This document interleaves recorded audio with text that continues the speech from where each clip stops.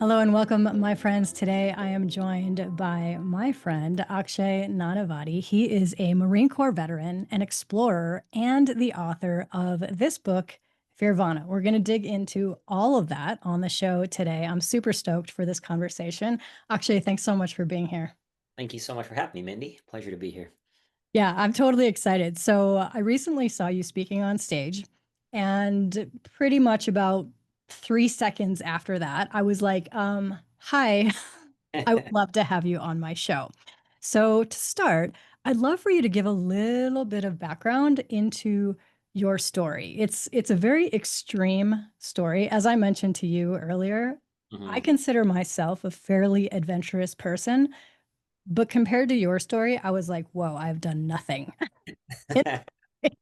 So can you give us kind of the broad brushstrokes of what you've done and what your story is today?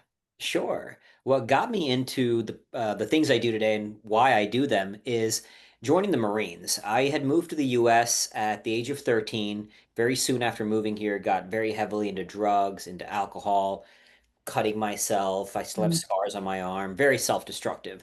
Lost two friends to that lifestyle, and watching the movie Black Hawk Down changed my life. That Wow. movie planted the seed that then got me off drugs and into the Marines. It took me a year and a half to get in because I have flat feet, scoliosis, a blood disorder that two doctors told me would kill me in boot camp. So I had to kind of fight my way in. And because it was a post 9/11 world, young kid wants to go Marine Corps infantry, they found a way. Wow. Okay. So let me just pause Yeah, right there yeah, because yeah, that alone is so telling for other people that are like, oh, well, I don't fit the requirements of whatever, whether it's a job description, military, take your pick. And you went anyway. I love that so much. and I had to fight my way in. I mean, I saw multiple doctors, two hematologists. So blood doctors said this blood disorder would kill you. So I went to a third doctor, ultimately till one gave me the letter I needed, you know? So you can find a way. There's always a way. And getting into the Marines set the stage for everything I am today. It taught me the value of suffering, the value of doing hard things, of going to war with the self, and not just for that power that we have within ourselves to transcend suffering, but for doing it for something greater.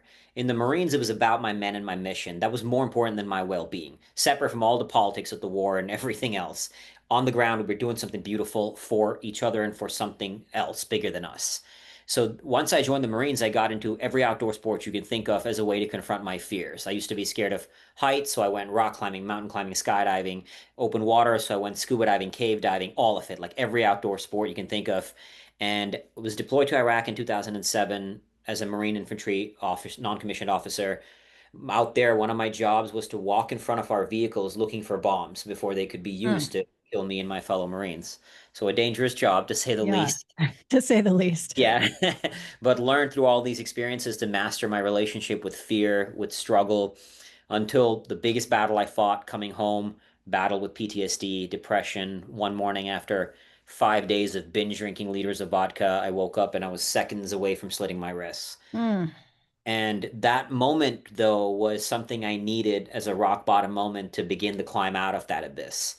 I started researching neuroscience, psychology, spirituality, which then led me to my book, Fearvana, the ethos of Fearvana, and then my expression of Fearvana, which was these voyages on the edge from running ultra marathons to 17 days in darkness to 100 days alone in Arctic and Antarctica, and this recent expedition in Antarctica, which I spoke about when we met. Yeah. Tell our audience what your intention was with that recent expedition, please. The goal was to complete the world's first coast to coast ski crossing of the entire continent of Antarctica. So, dragging two sleds that initially weighed 420 pounds over a period of 115 days completely alone for 1,750 miles. This was so hard, it had never even been attempted before, let alone completed, and adventure is considered to be impossible. And so I went out there, and what ultimately ended up happening was I was out there for 60 days completely alone, dragging the heaviest sled any man has pulled from that coast of Antarctica over a period of 500 miles and literally pushed the body to the brink of death. I got infection in my colon that, if left untreated, can burst and kill you, which Ugh. is actually what happened to an adventure 8 years ago.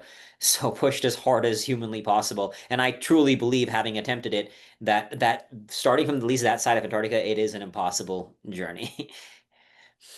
It was un Okay. it was unforgiving. So I get the whole like nobody's attempted this. It's an impossible expedition, like I want to go try it. Yeah, But there has to be a deeper intention. very much What so. what was that for you? For me, it's a very spiritual pursuit that draws me to these explorations of the edge, especially in a place like Antarctica. What calls me to that place, this was the second time I've been there, and polar expeditions more so than anything else in terms of at least voluntary suffering, voluntary hard things, is the mental challenge of when you're that alone in empty white nothingness. I mean, imagine staring into a white wall and that's all. There's no stimuli, no mountains, no trees. It's just blank white nothingness. It forces you to go deep within yourself. You combine that element of no stimuli with the solitude, with the struggle of pulling that much weight and this unrelenting suffering. It allows you to go deep into the depths of the human soul, to reveal something about the human spirit that you can only reveal out there, away from the distractions, the masks we wear to move through the world, how we engage with reality. Because out there, the masks are gone. Everything is gone. You're completely alone. I mean, I was geographically the most isolated life form on the entire planet for Wow. parts of the journey. And so the spiritual experience of that, to go deep within, to find something about the soul, is what calls to me, about what it truly means to be human and what we're capable of. Okay, so I very much see this as like a hero's journey where you have gone out to fight the battles, fight the demons, and then to come back to those of us that are not participating in an Antarctic exploration with the antidote. Yeah, And beautifully put. what was that like? Talk to me about your relationship with fear now. Like, I'm of the belief that, and you might have a different belief, and I'd love to hear it if you do, but I think that fear is very much a part of our human experience. So it's not something necessarily that we're like, oh, I don't have any more fears. I'm done with that. I got rid of that. Yeah. Talk to me about your relationship with fear now, having done all of that wild stuff and come back to tell about it. To your point, I don't think fear ever goes away, and I wouldn't want it to. Fear is, you can't have courage without fear. And courage is one of the most valuable, important virtues to up level anything else you want in life. If there's any aspiration for anything, whether it be more spiritual growth, more mental growth, more money, more relationships, anything you want, you're gonna have to do something you haven't done before. To do that is scary, it's risky. So fear is something that is oriented towards, for me, as a compass to direct my life. And I think the biggest fear for me, people are sometimes surprised when I say this, is the fear of death. I am constantly present to my own mortality, and I know that one day that day is coming. And when that day comes, I don't want to look back at my life with regret. So there's three forms of wealth that I measure my life by, and that I will measure my life by, and I'm constantly present to this. And that is my relationships, the impact I make in the world, whose lives I've touched, and epic life experiences. Now, epic life experiences don't have to mean Antarctica. Epic is relative to each person. Yes. But for me, I want to squeeze so much flavor out of life and leave a mark that transcends beyond myself. But when my time comes, I want to look death in the eye and say, I'm ready to go because I'm so exhausted. I gave so much to this life. And that's how I view, and everything worthwhile is going to be scary. So the fear of death amplifies how I live my life. Yeah, it's very much in line with the Stoics, like the memento mori idea of remembering our mortality. And like I get that very, very, very specifically because of my experiences. And even prior to Sean's death, the fact Mm, that he was living with a very severe disability, he was like really aware of his own mortality and his own death. And just being so close and intimate with somebody like that, it very much impacted my view of that too. So I get that while I haven't gone to Antarctica, like I've no, had you, other yeah. experiences that do that. Now, uh, I did hear that one of your great fears was asking a woman out on a date. Your wife, Melissa, was also on this show and she Yeah. shared that with us. I wonder if you could talk a little bit about like how you can do these, what most people would think of as like these very, Yeah. very extreme things, and yet something like that, which others might not see as so scary. Like, what was the dynamic going on in your Yeah. mind? It's really funny. Even like messaging someone on Bumble, my friends would be like, dude, you do the craziest things a human being can do, Right. and you are terrified of messaging a woman on Bumble. And and I think like anything, for me, I often find that it's not necessarily helpful to go dig deep into the why of the fear. You could always find a story you create as to why the fear is there. There's an evolutionary mechanism of rejection, but to me ultimately boils down to I have fear at something that I don't have skills at. If I have like for example, I've done a lot of podcasts. Coming on this podcast before, there was no nerves, right? I wasn't Right. scared. Let's say it was my first one ever. I would be scared. So it's just a measure of what are my levels of skills and confidence in this arena. I am not very good at walking up to a woman. And my friends will point this out. Like I was nightmarishly bad at this. There's plenty of stories about how bad I am at this. And so it wasn't a skill. And like anything, that is a skill. I have friends who actually learned this and trained it. And most of my friends, in fact, probably all of them are way better at that than I am and was. Thankfully, I don't need that skill anymore. But the point of that is to say, is like I was really scared. I genuinely was. She heard on a podcast that I was more scared of asking women out than going to war, which was genuinely true, as crazy as that may sound. But the key is like, and she did ask me out on our first date, and I was really, really scared, but I went into it. So I have developed such a comfort zone with fear that there was a time in my life where even having this fear, and I still remember on some of the early dates, I'd be like, dude, what's wrong with you? You do crazy things. Like, you can handle this. Why are you scared? But now I've learned not to judge the fear. Like, oh, got it. It's there. Cool. Like it's kind of even funny now that I am as scared as I was going on that date, considering the things that I do. So almost like not resisting what is the key to freedom for not letting any emotion or experience entrap you and make you its slave. If you don't resist it and you don't cling to it, you just accept it for what it is without demonizing it as bad or good, because there are no bad or good emotions. There's only emotions. Bad or good is just a construct we ascribe to it. But by not resisting it, you can say, I'm scared. It's kind of funny, especially for me. It was funny. It's a funny story we're talking about now, Right. but I'm got it. I'm going to go anyway because there's a reward on the other side of that fear. A good way to apply this is like any fear, think about the fear of inaction versus the fear of action. I wanted the beautiful marriage we have now. And if I had not stepped in that fear because I was too scared to go on that date, I wouldn't have this, right? And the Right. fear of not having that thing that I want will outweigh the fear of actually stepping into the action. So I'm going to take that action. Yeah, I love that. And I really like to look at fear as a great teacher. You know, what Exactly. can we learn from Yeah. this thing that we are experiencing, whether it's rational or not? Yeah. Oftentimes not. We make these crazy stories in our mind into something much bigger than it generally is. Yeah. And yet it can be so transformative. So if we can kind of shift that and say, okay, what can I learn from this emotion that I'm having or this experience that I'm having in this? I find that really, really powerful.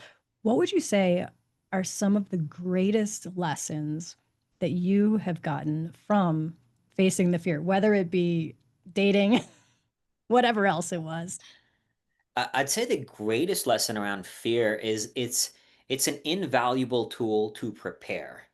Like my one of my mantra is that fear propels you to prepare. So everything I do, I am scared of. And that's a beautiful thing. Like if you're not scared before going to Antarctica or going to war, something is wrong with you. So True. you want to be scared. So even writing a book on fear, I was scared. Is it going to be a bad book? Are people going to think it's stupid? Are people going to give me a one-star review on Amazon? All those things, right? And so when you use the fear, you can use it to prepare. And I would literally encourage somebody to write this down. This is what I would do, even in Antarctica. What are all the things that can go wrong? And like write it down in detail. Why am I scared? So writing a book, I'm scared people will judge me. I'm scared it's going to be bad. Got it. How do I prepare for that outcome? I'm going to learn how to write a better book. And so I studied from authors like Jack Canfield, Tim Ferriss, and wrote a book that was ultimately worthy of being endorsed by the Dalai Lama and is now, I'm blessed to say, making an impact from others. So the biggest lesson on fear is when you consciously engage it, it can be the most powerful weapon to prepare for the thing that you are scared of. I love that. And I actually wanted to ask you about that because on the very front cover, you have an endorsement by the Dalai Lama. How does one get an endorsement from the Dalai Lama? It was a pure cold pitch. I had reached out to, Really? yeah, I initially actually through the form on the website, got me nowhere. I guess those forms probably end up in spam. So I did so much research. I found an actual name of a monk in the monastery, reached out to him. I shot a personal video sharing what I'd been through, why the ethos of Fearvana, what we're trying to do with it. And the whole time, just the key lesson here, talking about not letting an emotion guide you, is the whole time I kept thinking, who am I? Why would they endorse my book? Constant doubt, constant the who am I syndrome. When they don't write me back after a week or two, there's no way it's going to happen. They probably think my book is stupid. But the thing is, you can have an emotion, but you don't have to be defined by it. So I kept following up. I kept building a relationship. And it took 5 to 6 months of building a relationship with a monk there. And I was blessed with not just an endorsement, but a foreword for the book from the Dalai Lama. That's absolutely amazing. And it just shows again the same exact thing that you did in terms of getting into the military. Like you went the extra mile. You found the person that you needed to talk to. You dug into it, created the relationships, whether it was doctors or monks or Yeah, whatever. Like you are such a great example of being like, no, I'm going after what I want. And you just kept going, which is awesome. thank you. Yeah, Yeah. that's I what mean, it I think a lot of people can learn from that experience because so many people are afraid of the rejection and they're just like, "Oh, okay, this is a no-go." And then they give up. And Yeah, so, hello, like please everybody listening and watching, like you don't have to give up. You can use Akshay as an example, as a mentor in this case of like just keep going until you get what you're wanting and because you did that amazingly. thank, So thank you. cool. So cool. So you mentioned this and you perfectly tied into kind of my whole intention of this show, which is the idea of redefining wealth. I've worked with a lot of people around their money mindset. And the funny thing is that whether they have a scarcity mindset and they're trying to like work on getting rid of that, or they've been like super, super successful on the outside, but they're miserable on the inside, they're kind of still missing the same point, either of those cases. Hmm. How would you define wealth? You gave us those three aspects already, but like, what is your definition of what wealth is? I think those are like, and I think it's valuable to create your own, to find it's certainly not just money, right? Like money is ultimately just a tool. And I don't want to demonize it either, that when people say money can't buy happiness, it also kind of can. Like I can't do all the epic things I could do without money. It, I as I imagine those trips cost a lot a of money. lot. We had to raise $1.1 million from scratch to fund the Okay, expedition. So it costs a lot of money to do really cool things and have life experiences. So money certainly can buy epic life experiences and even impact. With more money, you can do more, experience more, give more, all of it. But ultimately, money is just a tool. So the thing that I'm looking for is what can I do with that? And the three, as I mentioned for me, is impact relationships and awesome life experiences. But whatever it is for somebody else, maybe you don't want to travel the world and that's cool. Maybe you want to spend time with your family. That's awesome. But think about that. Get crystal clear on what is the outcome I am playing for. When I look back and coming back to the memento mori, like actually do this. One of my friends leads death meditations, guiding mm, people to actually imagine themselves on their deathbed and then look back on your life. What regrets would I have? And then this moment is an opportunity to change, to move to a new path. But those are the three forms of wealth that for me, the actual money is just, and believe me, I want a lot of it so I can keep doing cool things, keep making a greater impact, keep living an epic life. So I'm striving for that, but with that end in mind. nice, nice. So as you're talking about this striving and continuing to do big things, what is next for you on the horizon? I mean, some people might look at your life and be like, well, you already wrote a book, you already did this adventure, you already got the girl, with this lovely marriage that you two Yeah. have. Like, what's the next big goal or dream? We now want to continue to grow the brand, make more money, but make more impact. Share the lessons that I've learned from these voyages on the edge. So we're working on two books. Melissa might have mentioned one around relationships, Yeah. how to build a thriving relationship. I'm writing one about how to do the right hard things. So not just hard things, but the right hard things. And I do a lot more speaking. I love speaking. I love sharing the lessons. Everybody's got their own version of an Antarctica to cross. But because I've gotten to and I've been privileged to and blessed with the opportunity to go out onto such an extreme edge, I get to open doors into the soul that are very rarely otherwise opened. And so there's for me a responsibility, and I truly believe that. Like, to give context when I say that, when I was in Iraq, my vehicle drove over an active bomb that by some miracle didn't explode. Mm. My friend's vehicle drove over an active bomb and exploded. He died. And so I look at this and some miracle I'm here. So there's a responsibility to use this life I've been gifted with to be of value. And so I go out onto these edges because that's my mechanism of service and expression. That's my vehicle of Fearvana that makes me come alive and also allows me to share the lessons I've learned, just as we are here having this conversation today. I really appreciate you saying that because part of my work is helping people figure out what that is for themselves, right? Like, what is that purpose? What is that mission? What is that responsibility? And I love that you said that word because I feel like it is. And so the fact that you have just laid claim to that is fantastic. I want to go back to what you said about the right hard things. Yeah. What does that mean? I call this the sacred edge. And Oh, I love you're speaking my language, Akshay. sounds like it. I love it. Yeah. It's not just about doing hard things, it's about doing the hard things that are right for you and where you're at. So I'll give you a very concrete example of this. In today's world, there's a lot of like go do hard things. And obviously, I value embracing the edge of suffering. But there was a time, I think it was about like now maybe 6, 7 years ago, where I was out running and I saw a sign that said it was advertising a 5K fun run. And I had visceral subconscious disgust at the idea of a fun run, believing that you don't run for fun. Every run has to be suffering.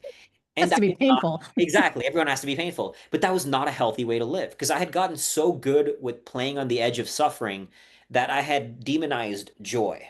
I had demonized light. I had Wow. demonized fun. So my right hard thing was not actually the hard thing, the conventional hard thing. It was going on the edge of joy. And so the way I approach this to help people find their right hard thing, their sacred edge, it's a concept I call the paradox of oneness. And what this is, it's the realization that the entire human experience is this dance of opposites. There's pain and pleasure, light and dark, life and death, ego, humility, contentment, discontentment, so on and so forth. And we often demonize one side as bad. But the paradox of oneness is the realization that they're not opposites, they're two expressions of the same whole. And you find peace, freedom, even mastery by embracing, accepting, and actually exploring every edge as the mechanism for your next evolution.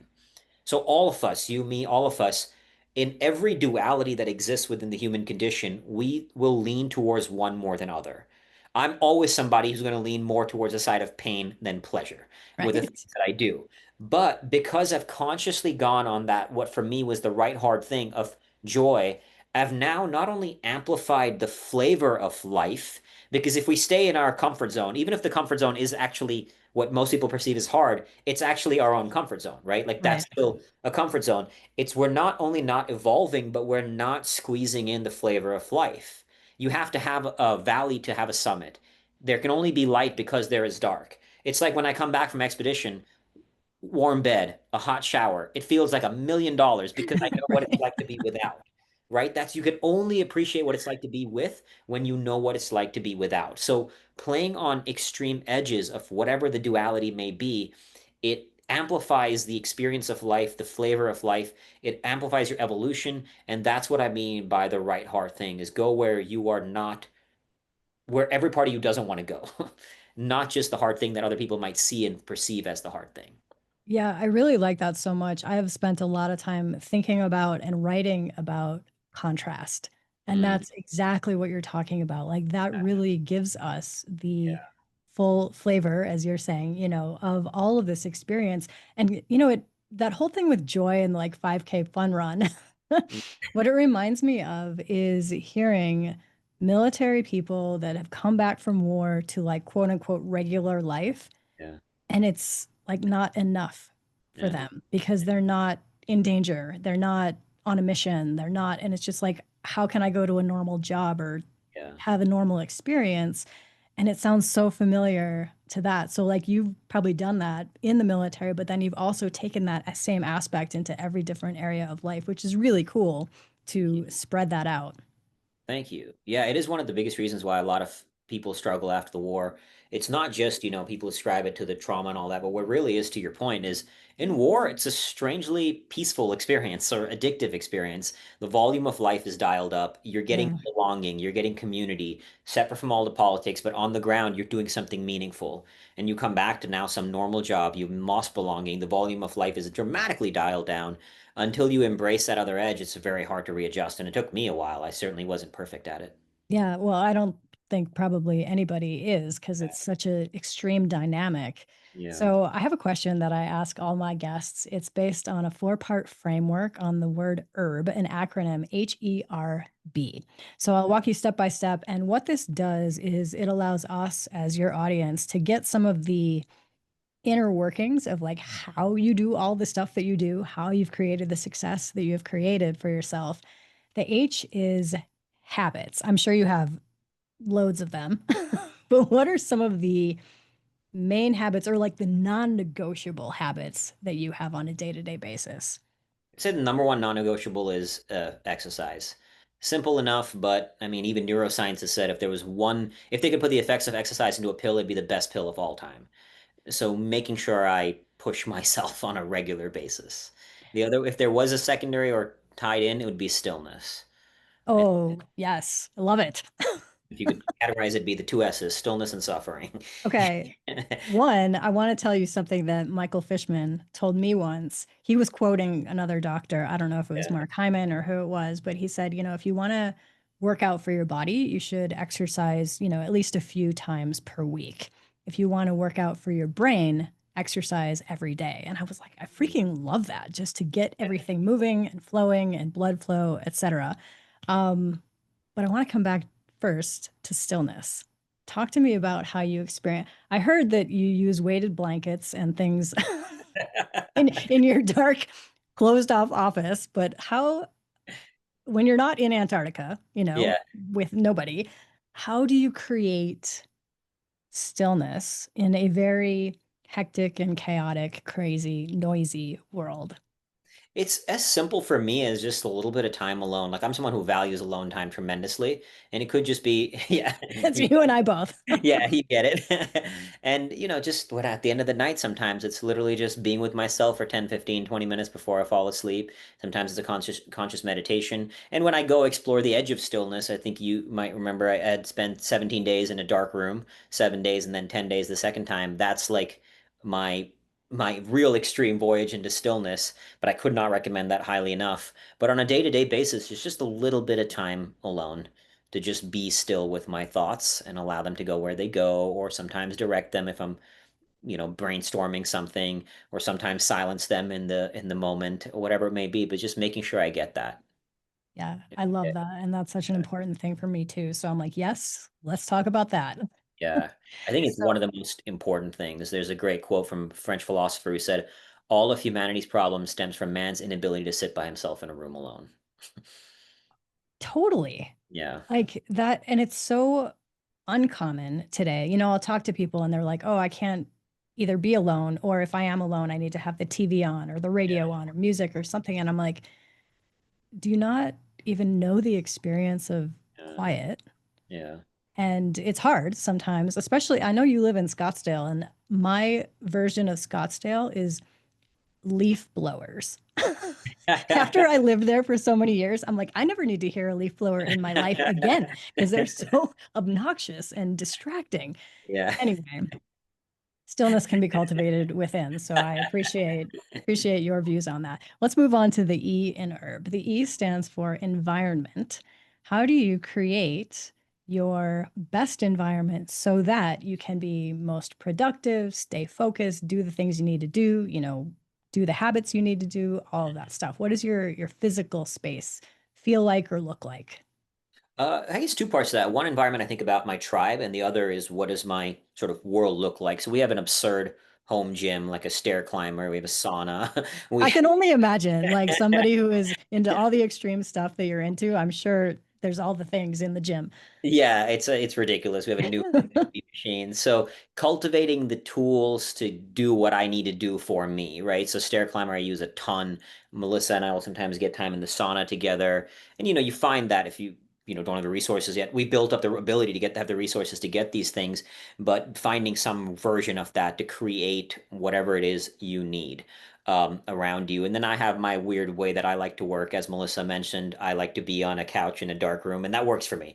Probably not for everybody. Melissa's like the exact opposite. Right. She likes to be on a high chair with lights everywhere and doors open. I hate that. So that works for me, though. I found what works for me, and you got to find what. So there's no right thing. It's just finding and creating, make sure it's one that you can thrive in. And the other aspect of environment is my tribe. So we're very blessed with an epic tribe here I mean, that starts with the closest one, obviously, is my wife, but extended beyond there, family, friends, and we have like an unbelievable network of friends and that I consider family here in Scottsdale as well to support each other in our collective growth. Yeah, that's so awesome and so crucial. As soon as Melissa was talking about the ways that you two are different in that, I'm Yeah. like, oh, I totally get it. Because you and I are more alike, and Yeah. she and Sean were more alike, being Like, like out, light, bright yeah. conversations, and we're like, no, we're just gonna do our own little thing in here, Hardcore. like Exactly. closed in. I totally get it. You get it. Exactly. So you mentioned, so, I've never thought of it this way. So the R in herb stands for resources. And I Mhm. always think about resources as like books or programs or whatever. I've never thought about it as like exercise equipment, but it makes sense in your context. Yeah. What are some of your favorite, maybe other kinds of resources, though, that you could recommend? Maybe books, programs, whatever. Like, what's inspired you that you would recommend to others? I guess we can I mean, I think a good way to approach resources too is like the entire world is your library. Yes, Do it of that. And this comes back to starting from outcome first. Even standing in line at Starbucks, it's an opportunity to train the mind. You can choose to pull out your phone and distract, or let me choose to be silent for a second. Let me choose to be still. Let me acknowledge what I'm feeling. So view every moment, every opportunity, every experience as a resource to grow. That I think is a foundational tool of what I do is like the world is my library. But in terms of a more practical tool, like books, of course, even with books, I'm always, what is the one thing I'm currently focused on? And I'm going to read books on that. So I'm not one to like, I don't care if you read 52 books a year. I'd rather you read one book and apply it than read 52 books and do nothing with it. totally. So coming back to the point of what's the outcome you're oriented towards. So when I was training for Antarctica, everything was polar travel and mindset and physics, like everything related to that. I wasn't reading business books. Now I am, right? Now we're focused on branding and business. So I'm reading, how do I get better about it as a speaker? How do I consistently look for a gap? But orient your resources, whether it be a book, whether it be a friend, a person, toward a specific outcome and shape your reality for that outcome. And then if you choose it, the world is your library. Yeah. What is one of the more recent books that you've dug into? I'm actually reading Benjamin Hardy's The Science of Scaling, uh, Nice. which actually doesn't come out till next month, but I was lucky to be in an event where we got an early copy. But then that book is all about like growing and scaling a business. So that's a book like I wouldn't have read before Antarctica because it wasn't oriented to an outcome I was chasing. So that's a really good one. But I'd say if I had to choose one, it may be cliche. You've probably heard this a million times, but it's cliche for a reason. It's one of my favorite books. It's Man's Search for Meaning. If Yeah. there's just like that book has touched my soul in so many levels and helped me get perspective on my own suffering to realize like we're pretty blessed. It could be a hell of a lot, 100%. Yeah, So exactly. Again, yeah, that contrast of being exactly. like, oh, I really don't have any problems compared to what so many other people are or have gone through. Yeah, yeah. The B in herb stands for beliefs. I would love to hear what are some of your core beliefs or worldviews that have supported and really like helped you go after the stuff that you have gone after. hmm Um, I'd say like one of them I mentioned, everything is an opportunity. Every struggle, every suffering, every pain, every gift is an opportunity. What we are truly capable of is limitless if we suffer like an animal to get it. And I'd say the core belief when this stems in a deeper spiritual take. If you ask, there's that existential question, who am I? My answer to that question is I am the creator of my own illusion. And that is the core belief, is that everything about how we view the world is a construct. And I think that is actually one of the most important beliefs because when you see that, then you recognize that if everything I view the world as a construct, I can change my construct to the most simple level. Why is this thing a white wall? Because at a young age, I was taught this was a wall and this thing that I'm seeing, this color is white. But that's an imprint that's been implanted into me about how to view this thing. And all our beliefs from our religion, our politics, if you grew up in a dangerous world, you'll have a belief that human beings are evil. If you grew up surrounded by safety, you'll have a human beings that everybody's good, right? So the environment shaped our belief. And unless we consciously engage it, start recognizing it as a construct, we'll be a slave to a past that we did not choose. And so to start doing this, and I used to do this till it became ingrained in me, even when I would drive, I would repeat this mantra. I am awakened to the truth that all of my reality is an illusion. And I would see a red car and say, that's a red car because I've been taught that's a red car. That's a construct. And until I would like hammer this into myself until I see that the entire world around me is a construct of how I view it and therefore an illusion and not inherently real. And when you get clear that you're not engaging with reality as it is, but a lens of reality, you can change that lens. And that's, I think, the core belief is that I am the creator of my own illusion. And then it makes anything possible. Akshay, you and I are so like on the same page. This is the note that I keep on my computer all the time. It says, create the reality you want. Oh, I love it. I In love other it. words, it's Love all up to you, it. us. Exactly. It's all an illusion. We can make whatever it is that we want it to be. So I remind myself of this every single day when I'm sitting at this computer. So So yes. exactly what you were saying. I I love want it. to ask you though about the suffering Yeah. aspect.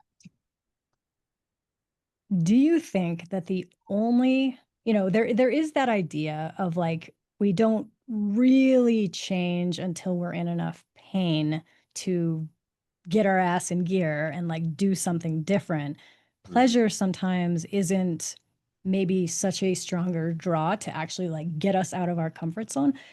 Do you think it requires suffering though? To change. Yeah.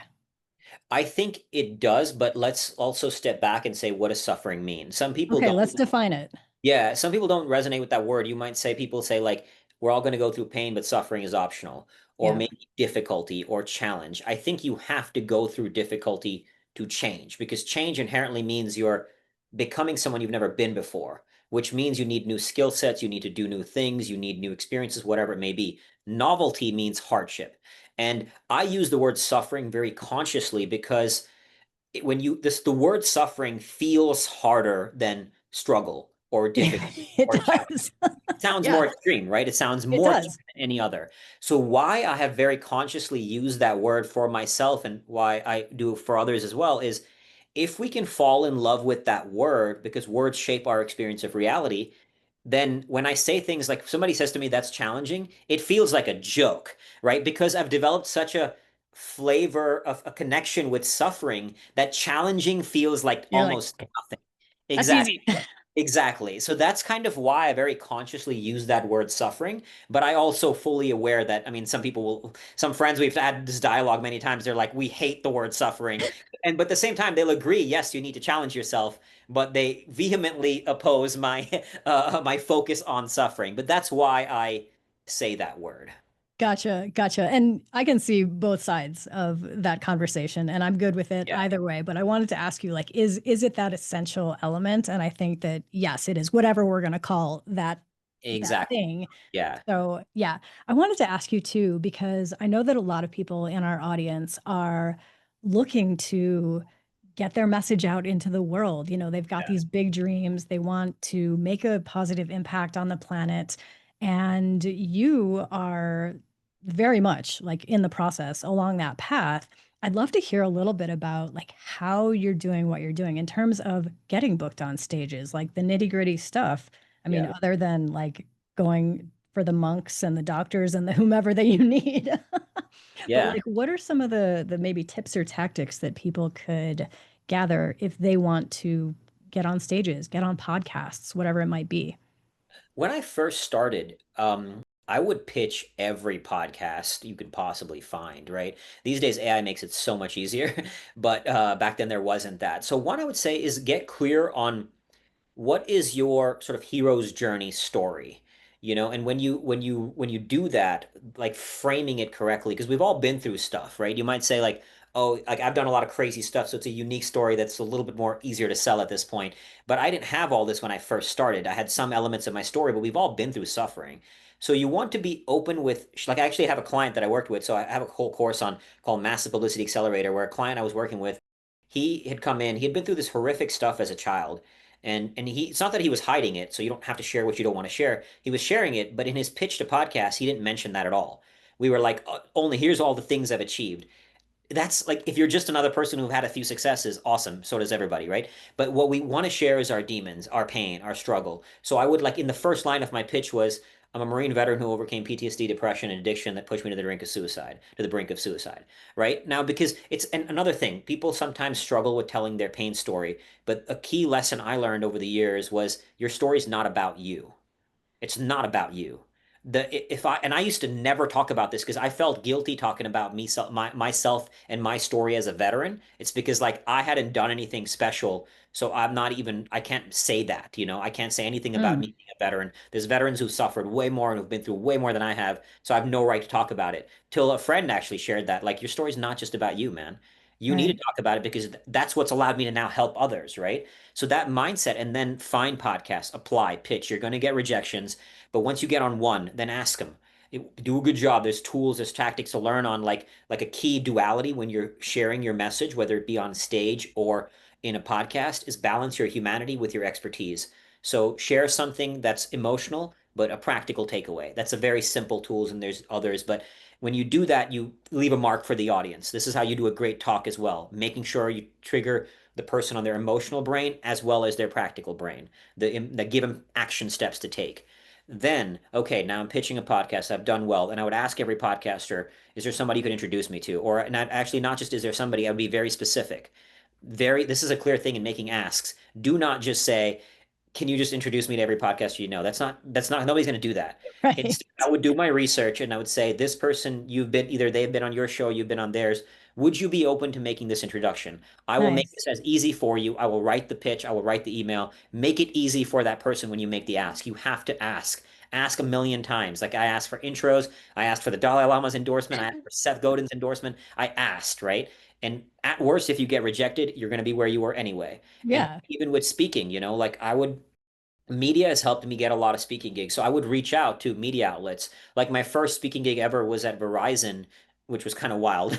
My first speaking gig ever. And it's because I had pitched a media outlet in New Jersey called New Jersey Monthly, a magazine, and they wrote a story about my Greenland crossing. So I'd say there's kind of two parts, is like, do cool stuff in your lane. It doesn't have to be Antarctica. Whatever your Right. flavor of life is, your path, like, embrace greatness on that path, chase it, and then tell the world about it. So start on social media, reach out to podcasts, reach out to media outlets. You're going to get no's. I got a shit ton of no's, right? But I also got a bunch of yeses. And then one builds on the other. Ask for introductions. Ask, hey, especially if you're new to podcasts, ask the host, was there anything I could have improved? Was there anything that you liked? Now I've done a few, so I've built the muscle in that arena.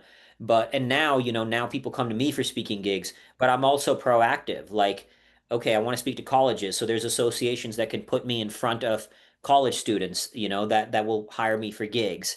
I just got an opportunity to speak at EO, where I'm speaking to a bunch of learning chairs. So where can I get leverage? That's what Nice. media does, podcast does. It's leverage. It's putting you in front of as many people as possible. So those are some things that I would say is like, definitely getting on podcasts is a kind of the low hanging fruit that's also easy, because there's podcasts that are small to all the way up to Rogan size, right? And you tell your story with the pain and the success, you'll start getting on podcasts as long as you're up there pitching.